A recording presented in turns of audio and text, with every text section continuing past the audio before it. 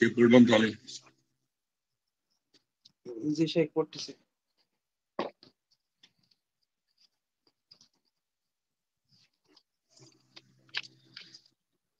কোরআন ও বিসমিল্লাহ আলহামদুলিল্লাহ ওয়াসসালাতু ওয়াসসালামু আলা রাসূলিল্লাহ। কোরআন ও সুন্নাহর আলোকে রব শব্দের তাৎপর্য এবং ভ্রষ্ট সম্প্রদায়ের চিন্তাধারা। কোরআন ও সুন্নাহর আলোকে রব শব্দের তাৎপর্য। রব শব্দটি এর মাস মাসদার উৎস স্থল, অর্থাৎ পর্যায়ক্রমে বা ধীরে ধীরে কোনো জিনিসকে লালন পালন করে তার পূর্ণ পর্যন্ত পৌঁছা। আরবিতে বলা হয় আহ, যার অর্থ সে তাকে কোনো কোনো ব্যক্তিকে লালন পালন করেছে। দেখা যায় রব শব্দটি মাসদার হওয়া সত্ত্বেও রূপকথ্য কর্তার অর্থে ব্যবহৃত হয়েছে। অপরদিকে আহ আলিফ লাম সহকারে শব্দটি সকল অস্তিত্বশীল বস্তু দায়িত্বশীল আল্লাহ তাআলা ব্যতীত অন্য কারোর জন্য কোনোভাবে ব্যবহার করা যাবে না। যেমন আল্লাহ তাআলা বলেন সকল সৃষ্টিকুলের পালনকর্তা, সূরা ফাতিহা 8 নম্বর 2। তিনি তোমাদের পালনকর্তা এবং তোমাদের পূর্ববর্তীদেরও পালনকর্তা, সূরা সূরা 8 নম্বর 26। রব শব্দটি আল্লাহ ব্যতীত অন্য কারোর ক্ষেত্রে মুজাব তথা সম্বন্ধযুক্ত বা সীমিত করণ ব্যতীত ব্যবহার করা যাবে না। যেমন যেমন অর্থাৎ ঘোড়া বা বাড়ির মালিক, এর অর্থ এই যে অর্থে ব্যবহৃত হয়েছে যে আল্লাহ ওই বাণী যা ইউসুফ আলাইহিসসালাম সম্পর্কে বর্ণনা করেছেন। যে ব্যক্তি সম্পর্কে সে ধারণা ছিল যে সে মুক্তি হবে, তাকে ইউসুফ আলাইহিসসালাম বলেছিলেন আপন মালিকের কাছে আমার আলোচনা করবে। অতঃপর শয়তান তাকে মালিকের কাছে আলোচনা করতে ভুলিয়ে দিল, সূরা ইউসুফ 8 নম্বর 42। অতঃপর বলা হয়েছে ইউসুফ আলাইহিসসালাম এর নিকটে দূত আসলো, তিনি তখন বললেন ফিরে যাও তোমাদের মালিকের কাছে, সূরা সূরা 8 নম্বর 50। অপর আয়াতে বলা হয়েছে তোমাদের একজন প্রভুকে মদ পান করাবে, সূরা ইউসুফ 8 নম্বর 41। আল্লাহ রাসূল সাল্লাল্লাহু আলাইহি ওয়াসাল্লাম উট হারিয়ে যাওয়ার ক্ষেত্রে বলেছেন যতক্ষণ তার মালিক তাকে না পায়। এর মাধ্যমে স্পষ্ট হয়ে গেল যে রব আল্লাহর ক্ষেত্রে আলিফ লাম যুক্ত এবং সম্বন্ধ হিসাবে ব্যবহৃত হয়। যেমন বলা হয় আর রব্বু বা রব্বুল আলামিন, রব্বুন নাস। রব শব্দটি আল্লাহ ব্যতীত অন্যের ক্ষেত্রে সম্বন্ধ যুক্ত ছাড়া ব্যবহৃত হয় না। যেমন ঘরের মালিক, বাড়ির মালিক, উটের মালিক। রব্বুল আলামিন অর্থ আল্লাহ তাআলা সমগ্র জগনের সৃষ্টিকর্তা, মালিক বা কল্যাণদাতা। তিনি রাসূল পাঠানো কিতাব আসমানি কিতাবালির নাজিল ও নানাবিধ স্বীয় নিয়ামত দিয়ে তাদের লালন পালনকারী। তিনি মানুষের তিনি মানুষদের নিজ কর্মের প্রতিফল দান করবেন। ইবনুল কাইয়িম রাহিমাহুল্লাহ বলেন রুবুবিয়তের তথা প্রভুত্বের চাহিদা হলো বান্দাদের সকল কাজের আদেশ এবং খারাপ কাজ হতে নিষেধ করা। সৎ কর্মসূচিদের ভালো ও মন্দ কর্মসূচিদের খারাপ প্রতিদান দেওয়া।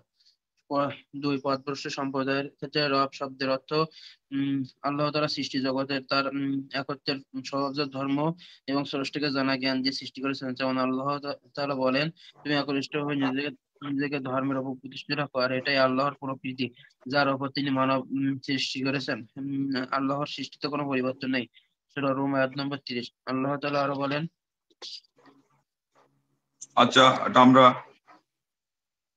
সময় থাকলে আমরা ওই চ্যাপ্টারে পড়ে যাব, আগে এটা আমরা খোলাসা করি। বিসমিল্লাহ, আলহামদুলিল্লাহ, ওয়াসসালাতু ওয়াসসালামু আলা রাসূলিল্লাহ ওয়া আলা আলিহি ওয়া সাহবিহি ওয়া মান ওয়ালা, আম্মা বা'দ। আওয়াজ পরিষ্কার হচ্ছে তো?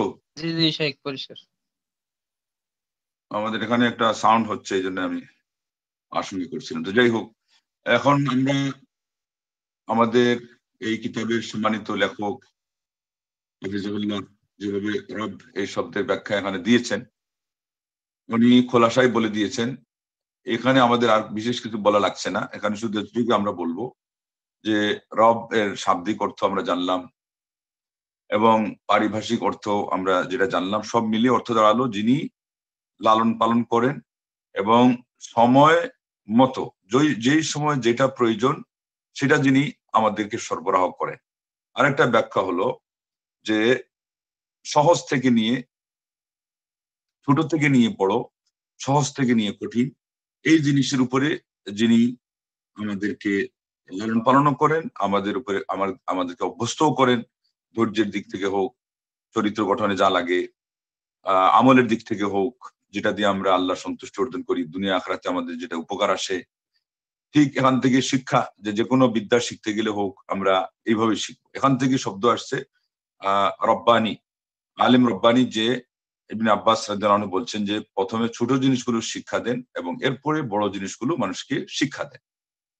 যেহেতু আল্লাহ রাব্বুল আলামিন এর ওই যে শব্দ মূল যেটা রা বা, সেই এখান থেকে এটা আসছে রব্বানি।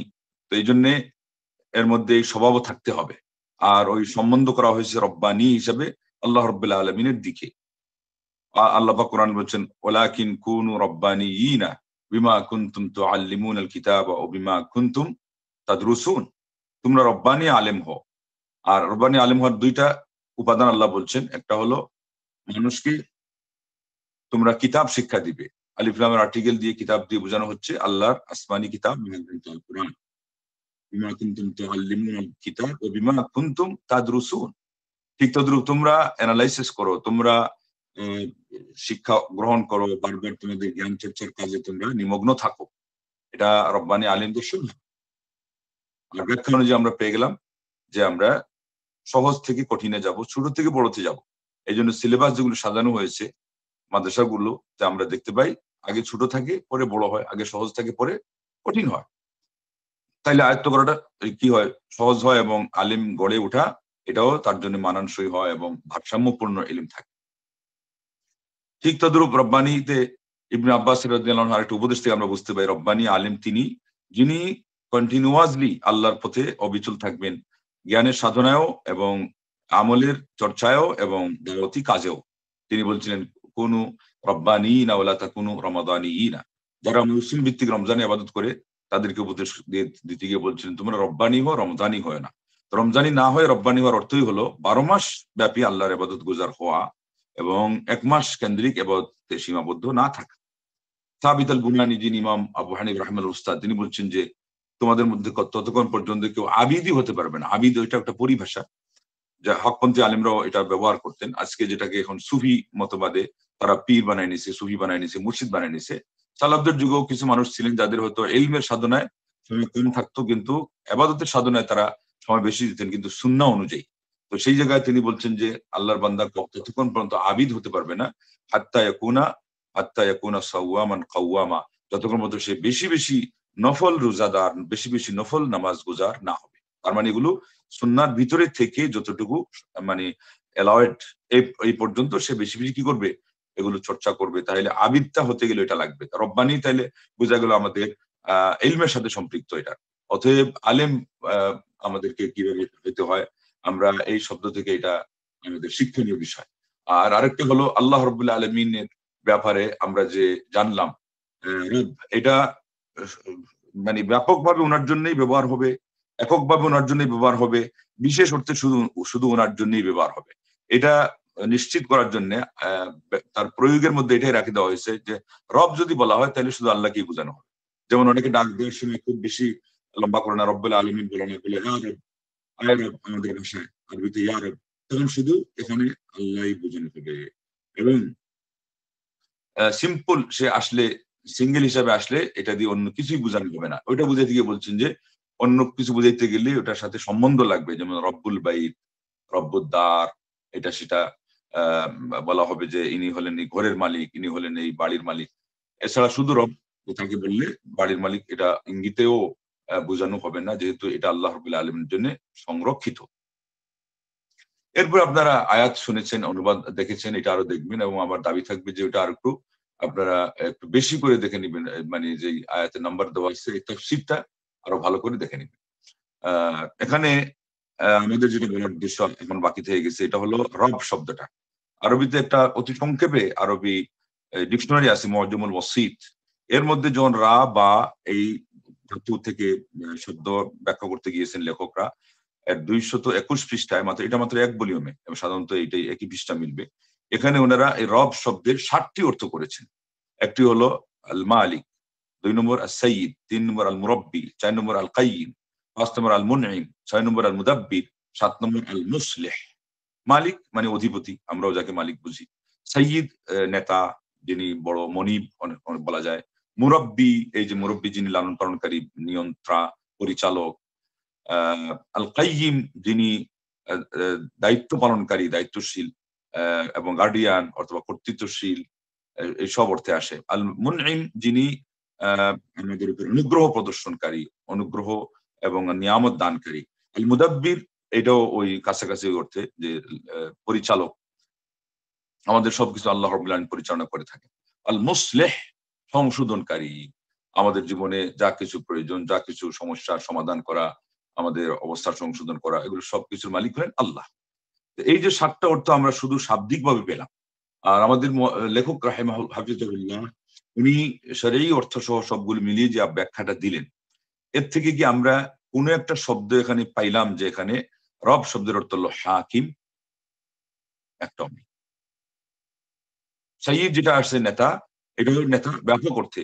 হাকিম অর্থ হলো, এবং এনারা যেটা যে অর্থে ব্যবহার করেন, এটা হলো শাসক। এই অর্থটা এখানে নাই। আশ্চর্যের বিষয় হলো একদল জোর গলায় বলতেছে যে এই রবের সবচেয়ে গুরুত্বপূর্ণ অর্থই হচ্ছে হাকিম। ডিকশনারিতেই নেই। এরা সারি অনুবাদে যাবে কখন? শরীয়তের পরিচিতি আমাদেরকে দিতে যাবে কোন সময়? যাদের ওই জ্ঞানটাই নেই, ওই দৌড়টাই নেই, ওই ফুরসতটাই নেই, ওই যে যেটা তাদেরকে খাইয়ে দেওয়া হয়েছে, যেই মুয়া, যে তোমরা এইভাবে বক্তব্য দিবা। এটা কম বয়সের আমির হামজা এবং সিফাত হাসান, এটা আহলে হাদিস ঘরানার দ্বিতীয়টা যেটা, কিন্তু ওই জামিয়া কাসিমে লেখাপড়া করার কারণে সে এখন এই ব্যাখ্যাটা দিল, কিন্তু আহলে হাদিস ঘরানার সে তো পরিচয় রাখলো না। আমার মনে হয় কালিমা সঠিক অর্থ জিজ্ঞাসা করলেও এখন তো ওই আমাদের মঞ্চগুলোতে ঘোরাফেরা করে ওই ওয়াজের নেশায়, এবং এখানে এসে তার এগুলো বিস্তার ঘটানোর জন্য, তা না হলে এই কালিমার সঠিক অর্থই জানবে। কিন্তু সে বলে, এই দুইজনে বলছে রব শব্দের অর্থ হলো হাকিম। আর যিনি মারা গেছেন প্রয়াত, আমরা আর কি বলবো, বলবো যে আল্লাহ মাফ করে দে, সাইদি সাহেব, উনি বলছেন যে লা ইলাহা, এইটার মধ্যে ইলাহ শব্দের অর্থ উনি বলছেন লা হাকিমা ইল্লাল্লাহ। যাও জাতি, তোমরা এখন সরে বেড়াও, আর লাগামহীন ভাবে ইসলামের নামে তোমরা যত্র তত্র যথেচ্ছা তোমরা যা কিছু সে গ্রহণ করো, আর যেভাবে ইচ্ছা তোমরা আল্লাহর দ্বীনের ভুল ব্যাখ্যা দাও। রব, এটা কোরআনের সত্য। আলহামদুলিল্লাহ রব্বিল আলামিন, কোরআন কারীমের প্রথম আয়াত। আর ইলাহ, এটা হলো ইসলামের মূল মন্ত্র, যদিও সূরা মুহাম্মদের 19 নম্বর আয়াতে, কিন্তু এটাই আমাদের সবকিছুর মূল। এখান থেকে আমাদের পদচারণা, এখান থেকে আমাদের সকল কাজের সূচনা, শুভ উদ্বোধন। পরবর্তীতে আমরা কি পারঙ্গমতা অর্জন করবো ব্যক্তি জীবনে, পারিবারিক জীবনে, সামাজিক এবং রাষ্ট্রীয় জীবনে, এইটার অর্থ যত সঠিকভাবে উদ্ধার করা হবে, চর্চা করা হবে, তার উপরে এগুলো ভিত্তি। অথচ এখানেই আমাদেরকে গুড়ে বালি করে দিয়ে দেওয়া হয়েছে। এইভাবে করে বানিয়ে কথা তো শেষ নাই। এগুলো বানিয়ে কথার যে উদাহরণ এবং মিথ্যা তাফসীর, এগুলোর উদাহরণ প্রচুর পরিমাণে। আরেকদিন বলবো, আজকে মোটামুটি চাচ্ছিলাম বলতে, এখন দেখছি না। এটার চেয়ে এটা গুরুত্বপূর্ণ যে এই কারেন্ট এই সময়ে এখন একটা ভাইরাল হচ্ছে একটা বক্তব্য যে সূরাতন্ত্রের কথা যেটা কোরআনে আসছে, ও আমরুহুম শুরা বাইনাহুম, এটা দিয়ে গণতন্ত্রকে, যদিও বা শেষে মোটামুটি বোঝা গেছে একটু বুদ্ধি তো আছে, বলা হচ্ছে এটা ইঙ্গিত আছে, কিন্তু প্রথমে জোর গলায় এই যিনি মারা গেছেন আল্লাহ রহম করুন, কিন্তু এখন যে তার যে এগুলো এরা তো প্রচার আরো বেশি চালাচ্ছে এবং চালাবে। অদূর ভবিষ্যতে দেখবেন যে এর খেসারত জীবদ্দশায় যা জাতি না পেয়েছে এখন আরো বেশি পাবে, কারণ জাতি যে কোন স্বভাবের এবং ওনাদেরকে নিয়েও যেই চিন্তা করে, এগুলো সব একই। ওই রসুনের গোটা যেমন গোটার জ্বর যেহেতু একই, যেমন একই ইনাদেরও ঘটনা একই, আবেগ আপ্লুত হওয়ার দিক থেকে তারা সবাই সমান। এই জন্য যে কোনো সিকিউরিটির সামান্যতম ফাঁক পেলে কবরকে মাজার বানিয়ে দিতেই পারে, এগুলো বাস্তব ঘটনা বলেই দিচ্ছে। মাটি নিয়ে যাওয়া হয়ে শুরু হয়ে গেছে, আমাদের সিলেটে একজনের মাটি নিয়ে যাওয়া হয়, কয়েক বছর পরে পরে আবার তারা হঠাৎ করে গোলাপজল সহ আরো কিছু আতর ছিটায়। মোশাহিদ বায়ামপুরি, উনি হুসাইন আহমদ মাদানির শিষ্য ছিলেন। কিন্তু ওই যে ভুল ব্যাখ্যাতে মানুষ পড়ে গেলে দেওবন্দি কি জামাত ইসলামী কি আহলে হাদিস, এখানে কিন্তু আর শয়তান খাতির করে না। তো উনি মারা গেছেন, মোশাহিদ বায়ামপুরি অনেক বড় আলেম ছিলেন, অনেক বড় মাপের। ও তখন ওই যে রাজনীতিতে প্রভাবিত হওয়ার কারণে উনি বলছেন যে আমি কোরআনের প্রত্যেকটা আয়াতের মধ্যে রাজনীতি দেখতেছি, এটা দেওবন্দি ঘরানার রাজনীতি। তো একই অবস্থা, অথচ বাস্তবের সাথে মিল কথাটা হলো সালাফি আলিমদের একাধিক আলিম জীবিত এবং যারা দুনিয়া থেকে চলে গেছেন অনেক আগে, তাদের মুখ থেকে আমরা শুনেছি, তাদের বই আমরা পড়েছি, তারা বলেছেন এবং বাস্তবের সাথে আপনি মিলিয়ে নিতে পারবেন যে পুরা কোরআনটাই তাওহীদের। এই একটাই বিষয় যদি কেউ বলে যে পুরা কোরআনটাই এটা, তাইলে এটা মিলবে। এছাড়া যদি আপনি বলে রিসালাতেরও বলতে চান, ব্যাখ্যা দেওয়া লাগবে আপনার। রিসালাত বলতে মাসলা মাসাইল, আমাদের প্রাত্যহিক দৈনন্দিন জীবন, যেটা আমল করার সাথে সম্পৃক্ত, যেটা করে আমরা জান্নাতে যাব, এটা একটু জোড়াতালি দিয়ে কষ্ট করে মিলাইতে হবে। ঠিক তদ্রুপ পরিণতির দিক থেকে জান্নাত জাহান্নাম, আমরা যদি সবই বলি যে পুরা কোরআনই জান্নাত জাহান্নামকে নিয়ে, ওটাও একটু ব্যাখ্যা দিয়ে একটু কষ্ট করে মিলাইতে হবে। কিন্তু যদি বলা হয় তাওহীদ, এখানে কষ্টের কিছু নেই। কারণ প্রথম কথাটাই হলো এই কিতাবটা আমরা মেনে নিয়েছি, এটা কার পক্ষ থেকে আসছে? আল্লাহর পক্ষ থেকে। আল্লাহর সাথে সম্পৃক্ত হওয়ার কারণেই তাওহীদের ভিতরে ঢুকে গেল। এবং আল্লাহ রাব্বুল আলামিনের পক্ষ থেকে নাজিল হয়েছে, তাইলে তাওহীদের একটা বড় মাসআলা যে আমার আল্লাহ আছেন কোথায়, নাজিল হয় উপর থেকে, আল্লাহ যে উপরে, সেই মাসআলা এখান থেকে সাব্যস্ত হয়ে গেল। তো পুরা কোরআনের যে তার মৌলিক পরিচিতি, তার ব্যাকগ্রাউন্ডের প্রথম কথা, প্রথম কলিতেই এঁটে দেওয়া সেটে দেওয়া আছে আমার আল্লাহর তাওহীদের কথা। ঠিক যদি আপনি বলেন যে পুরা কোরআনের প্রথম সূরা এবং প্রথম আয়াত, যেমন আলহামদুলিল্লাহ রাব্বিল আলামিন, এটা কি দিয়ে শুরু হয়েছে? আমার রবের তাওহীদ দিয়ে শুরু হয়েছে। এমনকি আলহামদুলিল্লাহ রব্বিল আলামিন, এই আয়াতের মধ্যে 3 প্রকার তাওহীদ পাওয়া গেছে। এটা সূক্ষ্মভাবে চিন্তা করলে রব্বিল আলামিনের মধ্যে রব পাওয়া গেছে। আলহামদু, এটা হলো আমাদের পক্ষ থেকে ইবাদত। ইবাদত হয় কিসের জন্য? আল্লাহর জন্য। তাইলে আল্লাহর কোন দিকটাকে কেন্দ্র করে আমরা ইবাদত করি? তার উলুহিয়তকে, তিনি মাহবুদ। অতএব এখানে তাওহীদুল উলুহিয়ত পাওয়া গেল। আর রব্বুল আলামিনে, এটা একদিকে যেমন রুবুবিয়ত পাওয়া যাচ্ছে রব শব্দ থেকে, ঠিক রব্বুল আলামিন এটা আল্লাহ রব্বুল আলামিনের একটা সিফাত, অতএব সেখান থেকে আসমা ও সিফাতও পাওয়া যাচ্ছে। আর কুল আউযু বিরাব্বিন নাস, মালিকিন নাস, ইলাহিন নাস, মিন শাররিল ওয়াসওয়াসিল খান্নাস আল্লাযী ইউওয়াসওয়িসু ফি সুদুরিন নাস মিনাল জিন্নাতি ওয়ান নাস। কুল আউযু বিরাব্বিন নাস, মালিকিন নাস, ইলাহিন নাস, রব প্রথমে রুবুবিয়ত, মালিকিন নাস আসমা ও সিফাত, ইলাহিন নাস উলুহিয়্যা। পুরা কোরআনের শুরু প্রথম আয়াতেই 3টে তাওহীদ, এবং শেষ এই সূরার প্রথম 3 আয়াতের মধ্যেই 3টা তাওহীদ। মাঝখানে যা আছে এটা তো এমনি বুঝাই গেল তাওহীদ হবেই। উম্মুল কোরআন যেটা সূরা ফাতিহা, তার মধ্যে তাওহীদ আপনারা শুনলেন শুরু হয়েছে। আবার মাঝখানে গিয়ে ইয়াকা না'বুদু ও ইয়াকা নাস্তাঈনে গিয়ে তাওহীদের মহিমা প্রকাশ পেয়ে গেছে।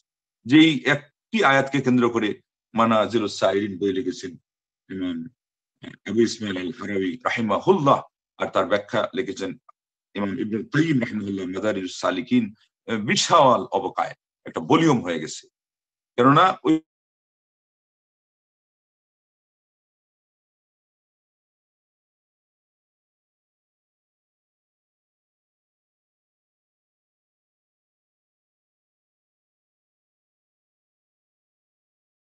এই ফোন দিয়ে দিই।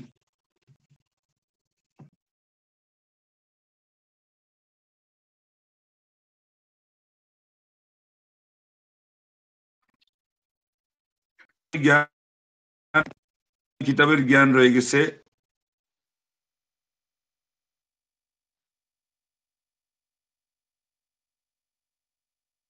কোরআন কারীমের মধ্যে। আর কোরআন কারীমের জ্ঞান একা কোরআনের মধ্যে সকল আসমানি কিতাবের জ্ঞান, আর কোরআন কারীমের পুরা জ্ঞান একা সূরা ফাতিহার মধ্যে, আর সূরা ফাতিহার সকল জ্ঞান একা ইয়াকা না'বুদু ও ইয়াকা নাস্তাঈনের মধ্যে। আল্লাহু আকবার। অতএব এখান থেকে আমাদের শিক্ষণীয় বিষয় হলো যে মহাগ্রন্থ আল কোরআন পুরাটা বলা দরকার ছিল তাওহীদের, কিন্তু রাজনীতি নিয়ে ওই একটু চিন্তায় নিমগ্ন হওয়ার কারণে মুশাহিদ বাইমপুরি রাহিমাহুল্লাহ চলে গেছেন। উনিও আল্লাহ মাফ করুক, উনি বলছেন পুরা কোরআনই রাজনীতি, যে ওই তো উনি দেখছেন ওই দৃষ্টিকোণ থেকে। কিন্তু এটা কি বাস্তবে মিলে কিনা?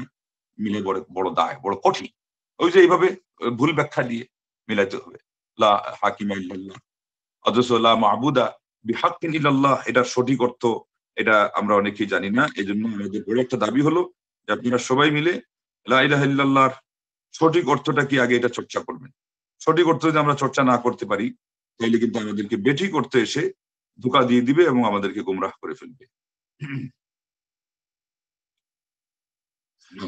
তো আশ্চর্যের বিষয় হচ্ছে যে শেষ পর্যন্ত এটাকে তো প্রমোট করা হলো, বলা হলো যে আল্লাহ ছাড়া কোনো হাকিম নাই, মানে শাসক নাই, এটাই অর্থ। তা এখানে কিন্তু 2টা ভুল হলো 2 দিক থেকে। একটা হলো কালিমার অর্থ ভুল করা, এটা হলো ইসলামের মূল মন্ত্র। এটা তো আপনারা সহজেই বুঝলেন যে তাইলে আমাদের পরবর্তীতে কি অবস্থা হবে।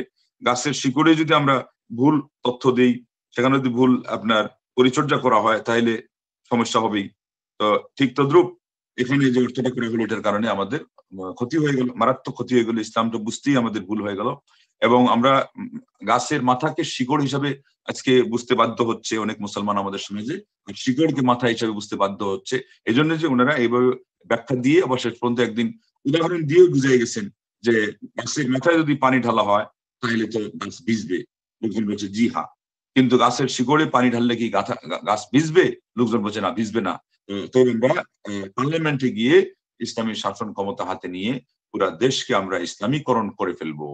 আপনারা একটু কমন সেন্স ব্যবহার করে দেখুন, এই উদাহরণটা কোন একজন ন্যূনতম জ্ঞানী মানুষের মুখ দিয়ে বের হওয়ার কি কোনো কথা ছিল?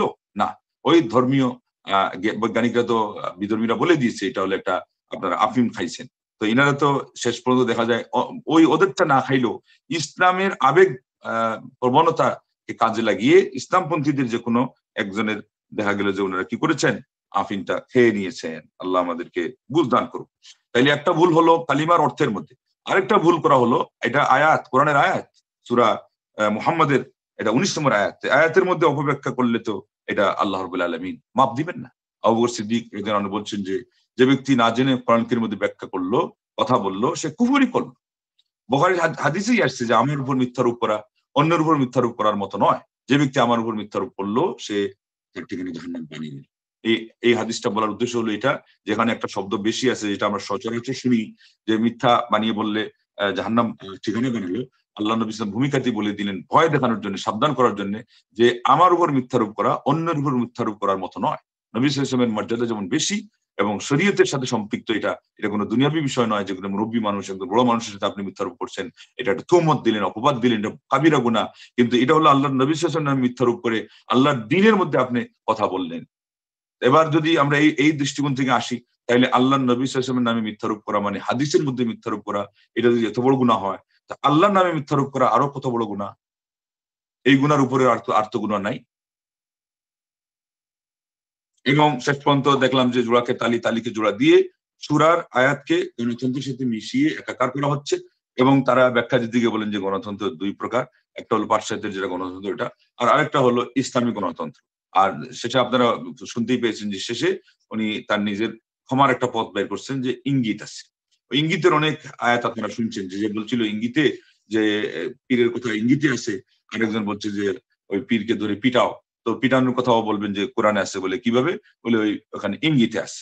এটা একটা চুটকির মতো কথা, আমাদের ইলমি কোনো কথা এইভাবে বলার দরকার হয় না, কিন্তু মাঝে মধ্যে আমাদের সমাজের মানুষের জন্য এগুলো যে উদাহরণ হিসাবে উল্লেখ করা হয়, এই আর কি। এটা কোনো মানে এরকম আপনার অথেন্টিক এটা কোনো কথা না, বা এটা আমাদেরকে বলে যে হক বাতিল সাব্যস্ত করতে হবে, এটার কোনো প্রয়োজনই নেই।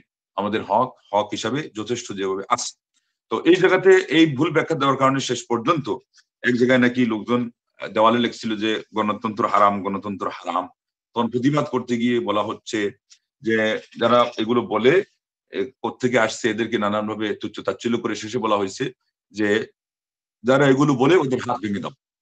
আইনের লোকজনকে বলা হচ্ছে ওদের হাত ভেঙে দাও। এই যে এগুলো কথা আমি এই জন্য বলতেছি যে এখন এগুলো আরো ঘুরপাক খাবে এবং আপনাদেরকে আরো বেশি শোনানো হবে। এবং একজন মানুষ মারা যাওয়ার পরে তার কথায় কিন্তু বিশেষ করে নতুন নতুন যখন এই অনুভূতিটা এখন পর্যন্ত তরুতাজা আছে, মানুষ কিন্তু বেশি কান দিবে, বেশি প্রভাবিত হবে।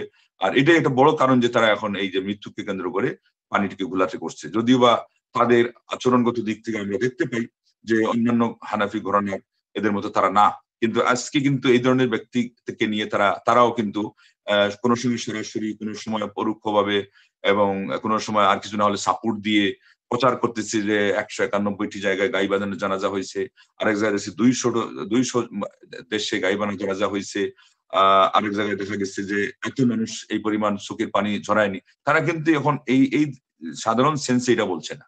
এদের একটা ইস্যু আছে যে এখন আমরা যতটুকু পারি এই রাজনৈতিক অঙ্গনে, যেহেতু আমাদের এটা ইসলামী রাজনীতি, আমরা দিন কায়েম করব। দিন কায়েমের গোষ্ঠী বিক্রি করে দিছে, আপনারা দেখতে পেলেন লা ইলাহা ইল্লাল্লাহ অর্থের মধ্যেই, আমার আল্লাহর কোরআনের কুফরি ব্যাখ্যা করার মাধ্যমে, আর অপব্যাখ্যা দিয়ে পাশ্চাত্যের গণতন্ত্রকে জোড়াকে তালি দিয়ে তারা সাব্যস্ত করবে, যেটার ব্যাখ্যা দিতে গিয়ে যখন শরীরটা দিয়েছিলেন তো মৌলানা আব্দুর রহিম রাহিমাহুল্লাহ তাদের দল থেকে বেরিয়ে পড়েছিলেন। গণতন্ত্র নয় বলে তার একটা বই আছে, বরং কি চাই এটা দিয়ে তিনি একটা বই লিখছেন। এরপরে মৌলানা আব্দুর রহিম তাদের যিনি ছিলেন নন্দিত এখন হয়ে গেলেন নিন্দিত। আল্লাহ আমাদেরকে হেদায়েত করুন, আল্লাহ বুঝ দান করুন। তো শেষে কথা থেকে গেছে, এই যে আমাদের অনেক সময় ভাইরা বলে যে খারিজি খারিজি খারিজি, আমরা বলতে রাজি না, কাউকে আমরা বলতে চাই না, কিন্তু এই বক্তৃতার মধ্যে আপনারা যে আলোচনাটা হয়েছে ইদানিং এটা তারা খুব প্রচার করতেছে এবং এর বিরুদ্ধে আমাদের এই ধরনের এক শেখেরও তারা আলোচনা প্রচার করতেছে। তো সেখানে দেখবেন এই বক্তৃতার মধ্যে কি আছে, বলা আছে যে এদের হাত ভেঙে দাও। এই কাজটাই হয়েছে যখন ওনারা ছিলেন ক্ষমতার মধ্যে, ইনাকে হাত ভেঙে দাও, ইনা এটা করে দাও, এই দল এই সংস্থাকে দেশ থেকে উৎখাত করে দাও, আমাদের কুক্ষিগত হওয়া ছাড়া এদের থাকার কোনো উপায় নাই, এনাকে জেলে দিয়ে দাও। এইভাবে শেষ পর্যন্ত সালাফি আলিমদের উপরেও অনেক কথা এগুলো হয়েছে, আপনারা কম বেশি জানেন। আল্লাহ আমাদেরকে হেদায়েত করুক, আমাদেরকে বুঝদান করুক। আজকে আমাদের অনেকের মায়া কান্না এগুলো দেখে মানে বুঝার কায়দাই নাই যে ইনারা বাস্তবতার কিছু বুঝে কি বুঝে না, এবং একজন মানুষ এই ব্যাপকভাবে ইজমালি ভাবে কিছু কথা বললেই যে সে আপনার হয়ে গেল কিনা, আপনার হওয়ার মধ্যে আরো কত সেখানে মিল থাকা দরকার। মৌলিক কোরআন সুন্নাহর যেই আসল পিলার সেগুলো থেকে যদি আমি সুস্পষ্টভাবে ঘোষণা দিয়ে সংশোধন না করি, তা কিভাবে আপনি একেবারে একাকার করে নিবেন? আপনি এতটুকু বলতে পারেন যে নিয়ত ভালো, স্বভাবের মধ্যে এই জিনিসটা ছিল, মেনে নেওয়া, এগুলো তো আমাদের আপনাদের আলেমরা বলছে। আলেমদের আগেই দেখা যায় আপনারা আগ বেড়ে এটা বলা শুরু করছেন, এরপরে সবকিছু এখন আপনারাও অনেকটাই ভাইরাল করতেছেন। আপনি একটা ভাইরাল করবেন, ওটা সূত্রদের ওরা আরো 100টা ভাইরাল করবে। তার মধ্যে এই যে কোরআনের অপব্যাখ্যা, হাদিসের অপব্যাখ্যা, এগুলি যখন এসে যাবে তখন আপনি আল্লাহ রাব্বুল আলামিনের কাছে কাল কিয়ামতের দিন জবাবদিহিতা কিন্তু করার জন্য আপনাকেই প্রস্তুত থাকতে হবে। এই জন্য রব শব্দের ব্যাখ্যা ওনারা তাওহীদি আলিমদের কাছ থেকে নেন নাই। কিতাবুত তাওহীদ তাইলে পড়া হয় নাই ঠিক মতো। আপনাদের মক্তবের কিতাবটা যদি অন্য ঘরানার ইউনিভার্সিটি লেভেলের যাদেরকে আপনারা ধরে নিয়েছেন, প্রাতিষ্ঠানিকভাবে তাদের ওই যোগ্যতা এখনো আল্লাহ তৌফিক দেন নাই বা হয় নাই, কিন্তু আপনারা দিয়ে দিয়েছেন, তো সেই ইউনিভার্সিটি লেভেলে ঘোরাফেরা করে যদি ওই যোগ্যতা না আসে যেটা আপনারা মক্তবে শিখেছেন, আপনারা তাইলে কি দৃষ্টিতে নিবেন এবং কিভাবে প্রত্যেকটা কথাকে মূল্যায়ন করবেন, এটা আপনাদেরই ব্যাপার। প্রাসঙ্গিকভাবে আসছে, হয়তোবা আর এই সুযোগ আসবে না। এইভাবে ইলম না থাকলে যা হয়, এই যে পাশ্চাত্যের অনেক কথা নেওয়া হয়েছে, পাশ্চাত্যের লোকজন গবেষণা তারা নাম দিয়ে ইসলামটাকে বিকৃত করার তারা মানুষে কিন্তু তারা এই পথে নেমে তারপরে কোরআনের অপব্যাখ্যা দিয়েছে, আল্লাহ নবী সাল্লাল্লাহু আলাইহি ওয়াসাল্লামের অপব্যাখ্যা দিয়েছে, আল্লাহ সম্পর্কে অপব্যাখ্যা দিয়েছে। দ্বিতীয়ত ওরা আমার নবী সাল্লাল্লাহু আলাইহি ওয়াসাল্লাম সাহাবাদের সম্পর্কে কিন্তু মন্তব্য করছে, যাতে করে ইসলামের উপর কুঠারাঘাত হানা যায়। আর ওই সমস্ত কথা পড়ে পড়ে যারা প্রভাবিত হয়েছেন, তাদের মধ্যে যারা লিখতে গিয়ে অনেক সময় সাহাবীদের ব্যাপারে কথা লিখছেন, এটা হলো ইনাদের প্রতিষ্ঠাতার এই কাজ হয়েছে সেই জায়গা থেকে। ওনারাও আমরা নিয়তের উপর আঘাত হানছি না, ইসলামের জন্য করছেন, আল্লাহ এই জন্য মাফ করে দোয়া করি। কিন্তু ঘুরে ফিরে ইসলামের ক্ষতি তো করেই ফেললেন, ঘুরে ফিরে শত্রুদের সাথে সুর তো মিলিয়ে দিলেন, ঘুরে ফিরে আজকে মুসলিম মিল্লাতের মধ্যে এই যে বড় একটা পরিবেশ নষ্ট করার মতো একটা বলয় তো তৈরি রীতিমতো করেই গেলেন। একদিকে এদের মাধ্যমে যেমন কিছু গঠনমূলক কাজ হচ্ছিল, হচ্ছেও, কিয়ামত পর্যন্ত এটা থাকলে হবে। নিয়ম হলো যে কোনো একটা দল প্রতিষ্ঠা করলে এটা সাধারণত মারা যায় না, কিন্তু অপরদিকে যে মারাত্মক মারাত্মক যে ক্ষতিগুলো হচ্ছে এগুলোর খেসারত কি দিবে? সবচেয়ে বড় ক্ষতি আমি যদি বলি এটা, তাহলে কেউ খণ্ডাতে পারবে না যে তাদের মধ্যে এমন একটা ধারণা জন্মে গেছে যে এইটাই হক এবং এরা যে কাজে করতে যে পথে আছে এটাই হকের পথ।